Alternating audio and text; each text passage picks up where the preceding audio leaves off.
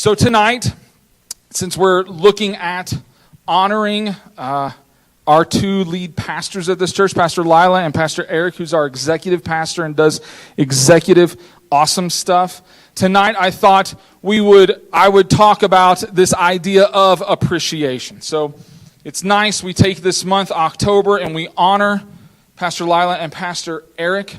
So I wanted to continue with that in what I was talking about tonight. So I figured this is perfect, right? So if you have your Bibles or your cell phones that have like a Bible app on it, I want to invite you to pull those out. 1 Thessalonians 5:18 says this. It says, "Give thanks to God no matter what circumstances you find yourself in. This is God's will for you in Jesus." Give thanks to God no matter what circumstances you find yourself in. Why? Because this is God's will for you in Jesus. In this scripture, we find that God is challenging us to rethink our approach to appreciation, to appreciating people, appreciating where we live. And God, He's saying that it's not that how we appreciate what we do, what we say, that it's conditional. In fact, on the contrary, He's telling us that how we love other people, how we show gratitude, that it should be unconditional in what we do. And I know that this sounds simple. I mean, if we're going to be honest, it's like, well, that's great. It sounds simple to do. And if we're dealt a good hand, right, in life and things are going the way that we expect them to, and then a lot of times it's easy to have a life that is appreciative, right, to love other people and share. But again, 1 Thessalonians 5:18 says that it's in all circumstances. And so it's in the good, the bad, and the ugly. And I know you're like, what do you mean by the ugly? Well, tonight you get to listen to me, and this is the ugly. We just deal with what we're given, right? So while we take this month to honor Pastor Leila and Pastor Eric, I think for us it's good if we try to change how we think in the ideas of we should be living a lifestyle of appreciation all year long. So I want to invite you to turn to Luke chapter 17. It is in the New Testament. It's right after Luke chapter 16, if you're finding yourself lost. And we'll read a story here. And the story, I love it. It shows through this, Jesus performs a miracle. It shows appreciation for that. And we're going to dig into this idea of the art of appreciation. And so, starting off in verse 11 of Luke 17, it says, Jesus was traveling to Jerusalem. He went from Galilee to Samaria. He came into a small town, and 10 men met him there. These guys were not like, we got 10 people, we just need a quarterback, and we got an offensive line. It wasn't like that. It says, met these 10 men there, and they did not come close to him. Why? Because they had leprosy. Now, I got a picture of a map here of the Middle East, and kind of, if we can have I like pictures. There it is. There we go. So, we have in here, this is the region Jesus would have traveled and walked around, right? So we find him in this, that he's in a small town, it says, in Samaria. There's many that believe here in chapter 17 that there's a time gap between verse 10 and verse 11 where we started off. They believe in that time gap, right, that Jesus raises Lazarus from the dead, which we find in John 11, I think it is, right, in Bethany. And in the course of all of that, the authorities are upset with Jesus. They're trying to kill him. So Jesus takes this little dotted line path right here, heads up through Ephraim, back up to the Galilee area, right? So he gets away. They believe that he went back there. He reunited with family, with friends, for the purpose of them taking a pilgrimage back down to Jerusalem. And some believe, because there's two routes, the middle one, and then you've got one over on the right that follows the Jordan River here and comes up through Jericho back to Jerusalem for the Passover. So they believe that Jesus is wandering. He's not wandering, excuse me. That's wrong. Sorry, Lord. That he is purposefully walking through this whole area. And the crazy thing is Jesus through his life and ministry has walked these paths a lot. So, he knows where he's going. He knows these routes. And he comes into this small town in Samaria, and he's met by these 10 lepers. Now, I'm sure that Jesus, I'm not sure how long he's been walking, but I'm sure his feet are probably dirty, dusty roads, right? He might be hungry. He might be tired. He shows up here, and you got these 10 guys. They're the welcoming community, and they're like, hey, Jesus, right? They're like, look at us. It's not like he just wandered into these guys on aisle 5 in City Market, okay? He had been traveling a long way, and he comes into these guys. To me, I imagine it's like showing up to work and my boss being there, and he's like, hey, we need to talk. Now, for those of you who don't know, I work overnight. So I start work at 11 p.m. So if my boss is there to talk to me, something has gone wrong. I don't feel comfortable. I'm not in a good spot. And we find Jesus walking in, and Jesus is Jesus, right? So I don't believe that Jesus had any of this these guys, right? I just dealt with somebody over here. I don't think that it was it, because he had this heart to serve, this heart to reach people, but yet he is still met by lepers. Leprosy, we've all heard of leprosy. Let's just take a poll here real quick. 2. Okay, so this disease, it will disfigure you, right? Your face and your body, okay? I dub them, these guys were like the zombies, right, of the biblical era, okay? But what we now know is leprosy is not quite as contagious as it once was. The World Health Organization says that even today that there's 180,000 people globally who deal with leprosy. They say that every year that there is 100 people diagnosed with leprosy in the United States.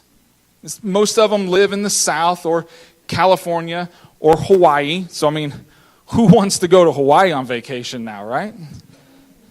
They wonder why they wear those leis. It's to cover up the smell, I guess. I don't know. But this is a disease that people have dealt with throughout the course of history. And even today, just as Jesus was met by lepers here in this verse, there are pastors, there are missionaries, there are people who work with leper communities today.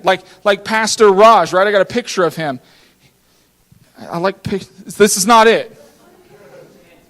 There he is, working with lepers. Now, he works with Faith India missionaries. He is a gentleman that Pastor Leila has gotten in contact with, and his ministry is awesome. But even today, this guy works with lepers, the same people that Jesus is encountering here in Luke chapter 17. And it goes on in verse 13, and it says, "But the men shouted, 'Jesus, Master, please help us.' When Jesus saw the men, he said, 'Go, show yourself to the priest.' And while they were going to the priest, they were healed." Now, the law of Moses says that only a priest could declare a leper being healed, right? So Jesus, following in custom, following how things go in that time, he heals them, but he says, "Go and talk to the priests. Go and show yourselves to them," so that they would even acknowledge what God has done in your life. It says, one of them saw that he was healed. He went back to Jesus. He praised God loudly. He bowed down at Jesus' feet and thanked him. He was a Samaritan. I love how they put this in here, because these guys were, to the Jews, like the least of the least, right? You want to talk about discrimination. These people were discriminated against because of who they were, because of their race. And he said, this guy who came back was a Samaritan. Jesus said, 10 men were healed.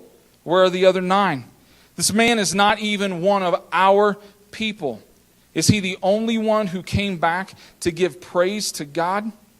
Then Jesus said to this man, "Stand up, you can go. You are healed because you believed." Jesus has just healed these lepers. These lepers have just realized that they are healed, and yet out of the 10, only one comes back and says, "Thank you. Thank you for what you did for me.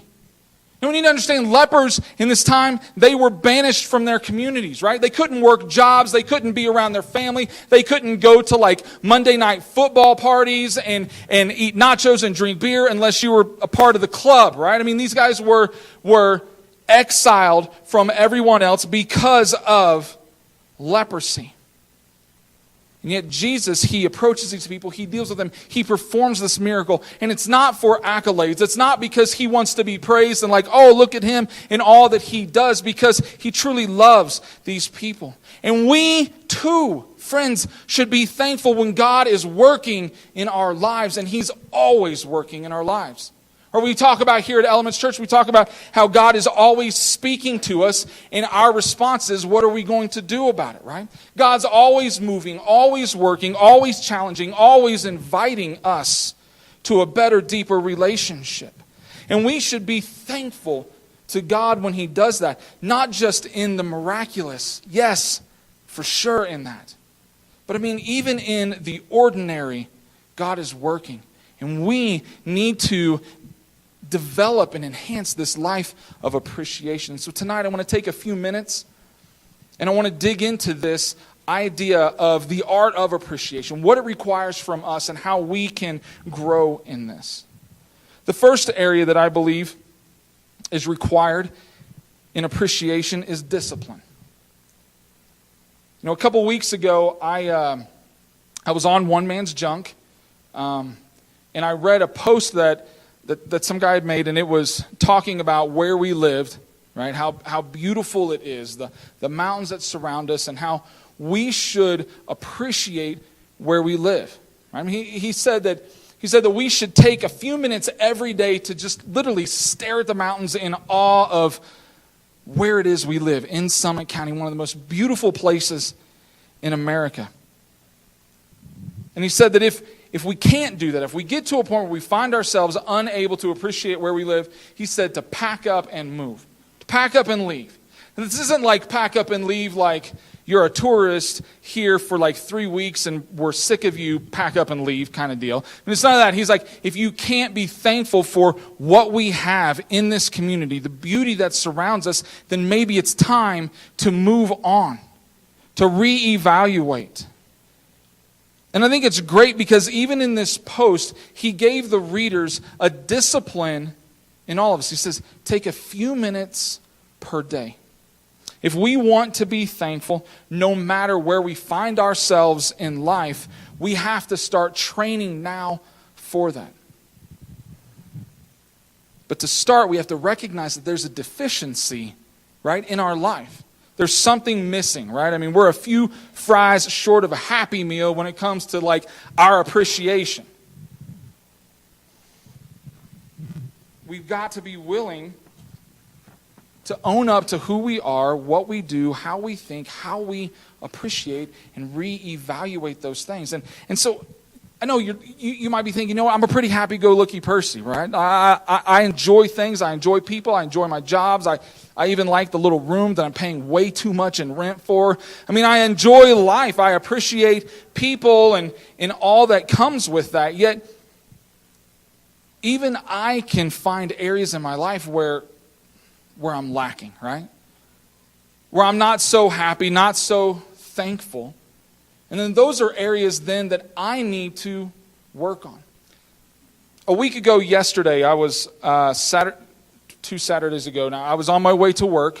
It was about 10:40 at night. I work over in Vail, so I was on the Vail side of Vail Pass heading into work, and I blew out the front driver's side tire on my vehicle. Okay? And so luckily I didn't crash. I don't know if that would have paid for that. Anyway, so luckily I didn't crash, so I pulled to the side of the road, right? And I get out, and it's dark, okay?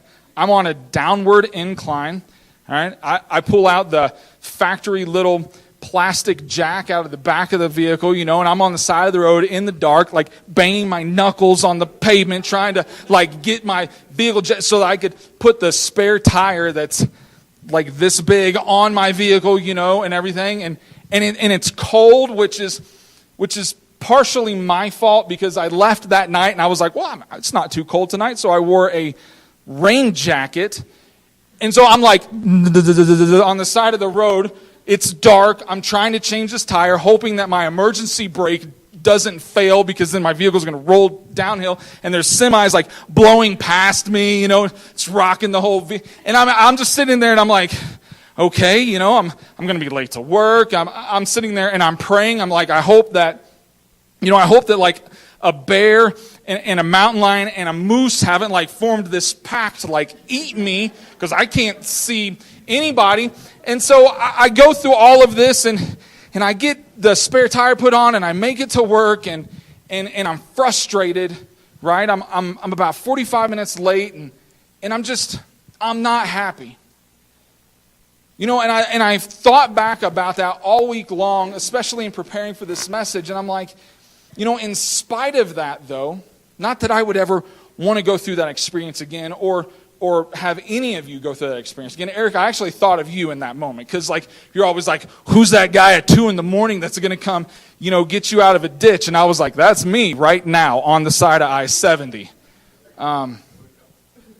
I know, but then I would have been even more late to work, and I was like, forget it, I got this. So, but I do appreciate that. That's what I love about you.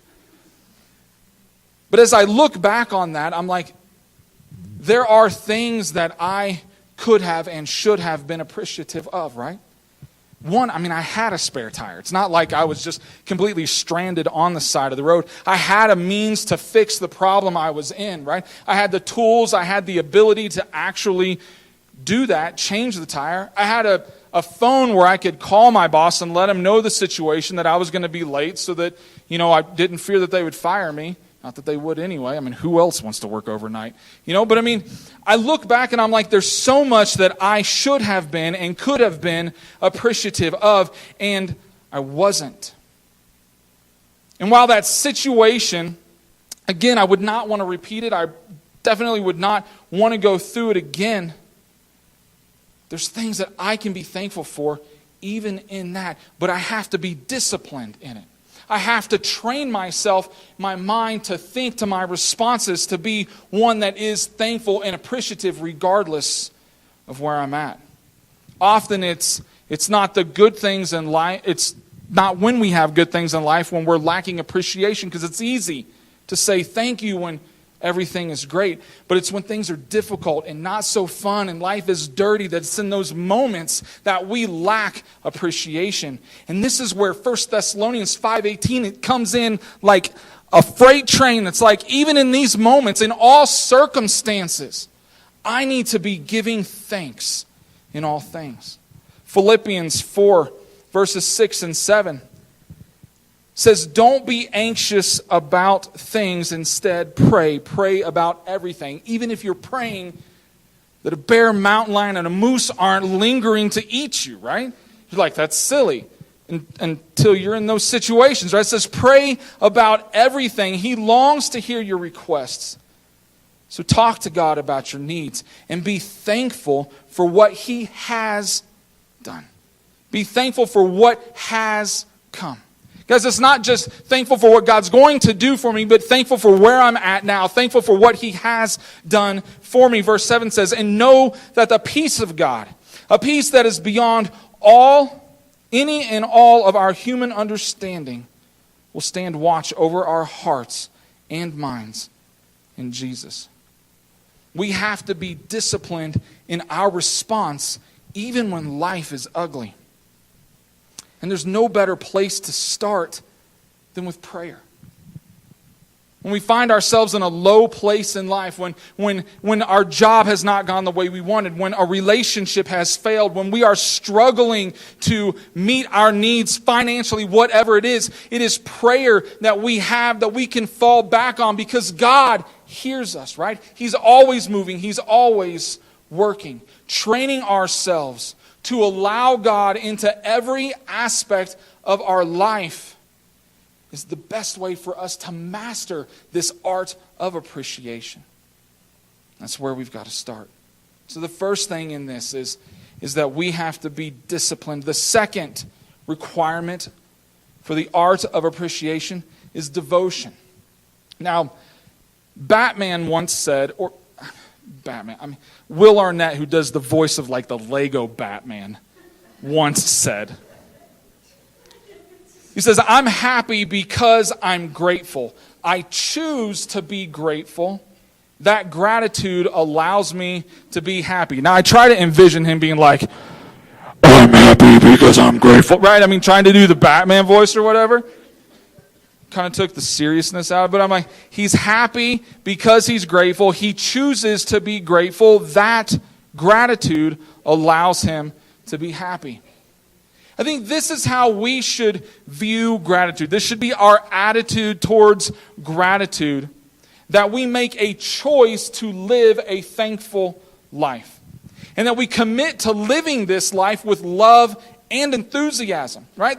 That we're not just going through it with like this mediocre appreciation, like, yeah, man, I appreciate that, that's great, right? I mean, it's like we actually have this feeling in this heart behind what we appreciate. We should be fully invested into this life of appreciation. But I mean, if we're honest, sometimes, guys, it comes down to we've got to fake it till we make it, right?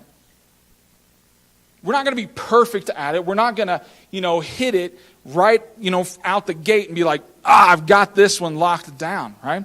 Eric, to quote this man who's quoting, I'm sure someone else, but he's always says this: if something is worth doing, it's worth doing poorly, right? Or if something's worth doing poorly, it's worth doing a lot. Whatever. Anyway, the idea behind this,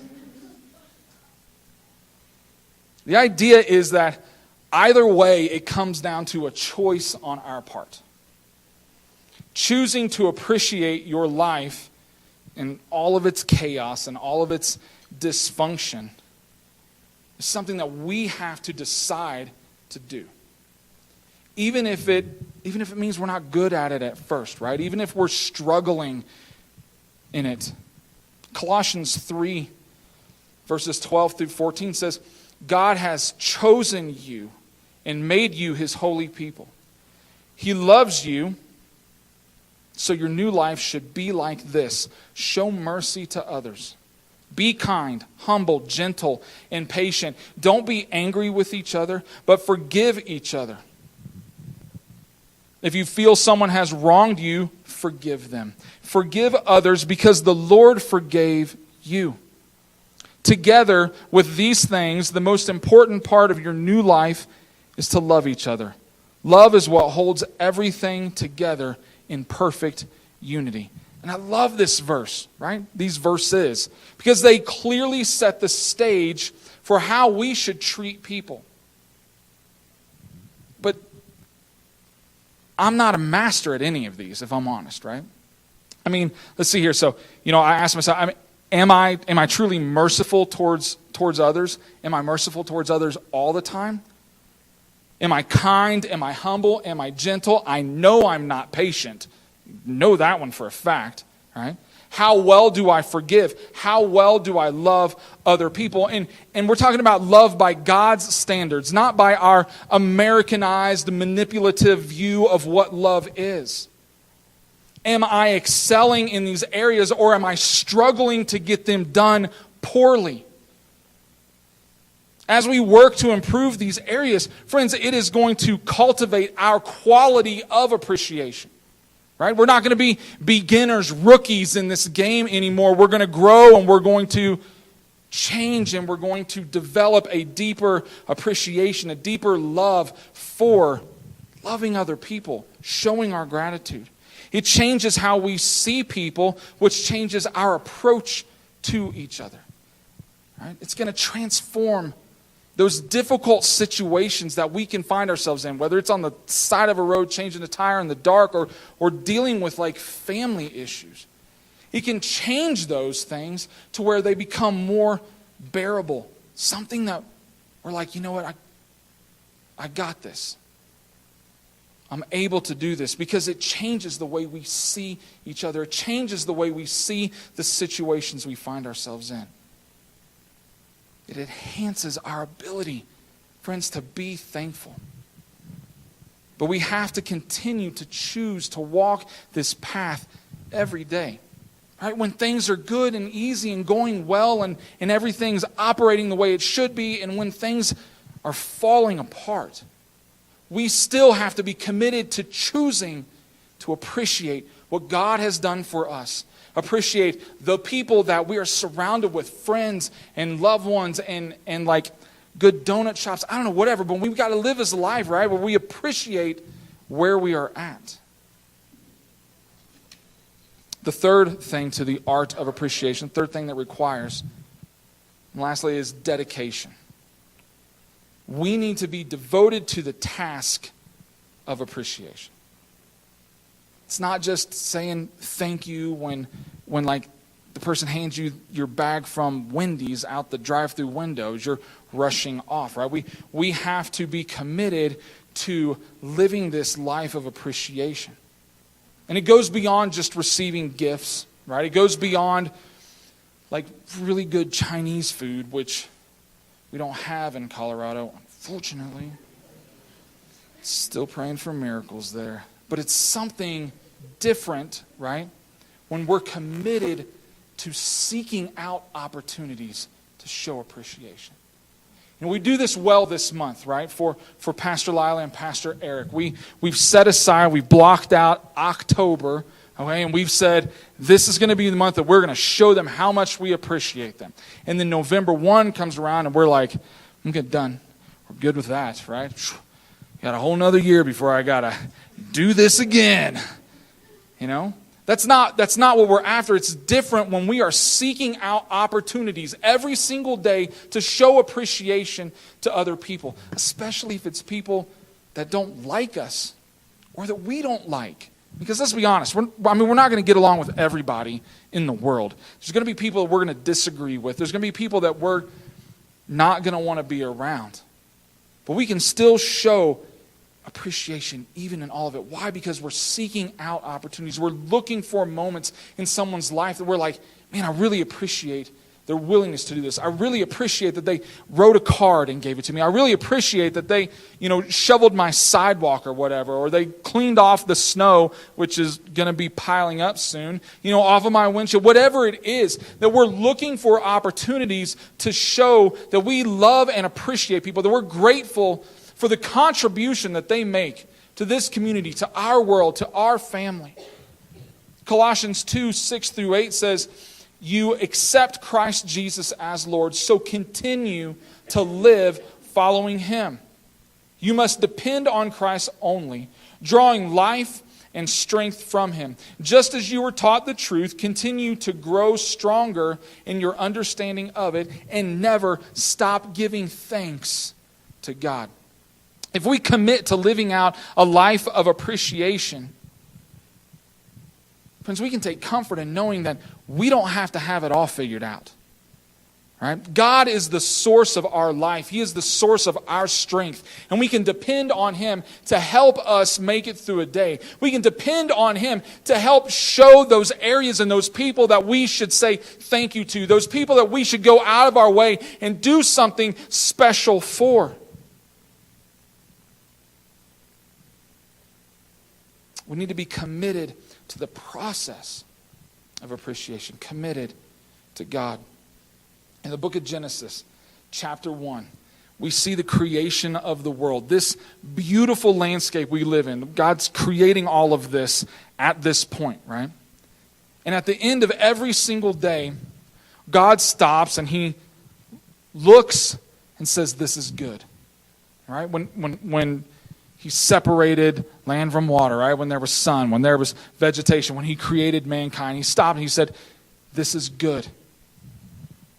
Verse 31 of Genesis 1, after the sixth day, after God has done all the work, He's completed everything, the world's formed, Adam and Eve is there, you got animals, dinosaurs, whatever, running around, spiders, snakes, I don't understand why they're there too, all this stuff, and it says, then God surveyed everything He had made, savoring its beauty and appreciating its goodness. And friends, if God found it important to stop at the beginning of all time and to appreciate what was there, what He had created, what the world was, who are we to stop doing that.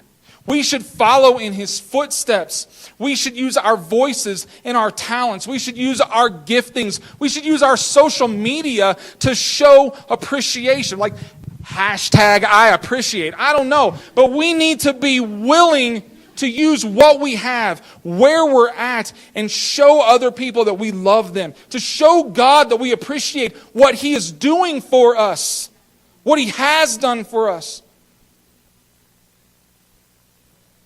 We have to be committed to the process. In closing, there's a quote by President John F. Kennedy, and I think he said it best when he said it like this. He said, as we express our gratitude, we must never forget that the highest appreciation is not to utter words, but to live by them. God has called us. He has set aside this idea of being thankful.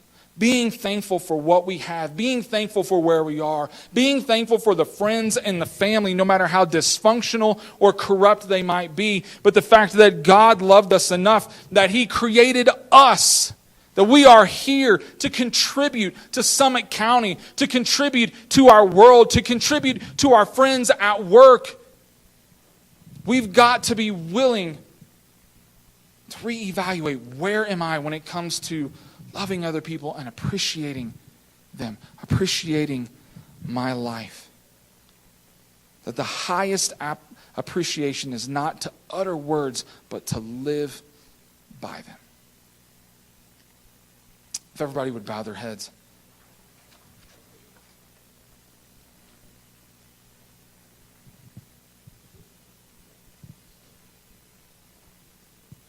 God, I thank you for loving us. I thank you for creating a world that we can enjoy and play in and admire and appreciate. I thank you for the people that you have surrounded us with. The giftings, the abilities you've given us. God, everything. Lord, I pray that tonight, I pray that we would take time to reevaluate, where am I at when it comes to being thankful? Do I appreciate what others do for me, around me? Do I say thank you? Or am I cold to this idea of appreciation? Lord, I pray that you would challenge us. God, you are speaking to us tonight through your word, and you are encouraging us that no matter where we are in life, that we can be thankful and that it impacts our life and it changes everything. Lord, I pray as we reflect here at the end, Lord, that God, we would take this opportunity to listen to your voice, and God, that we would respond.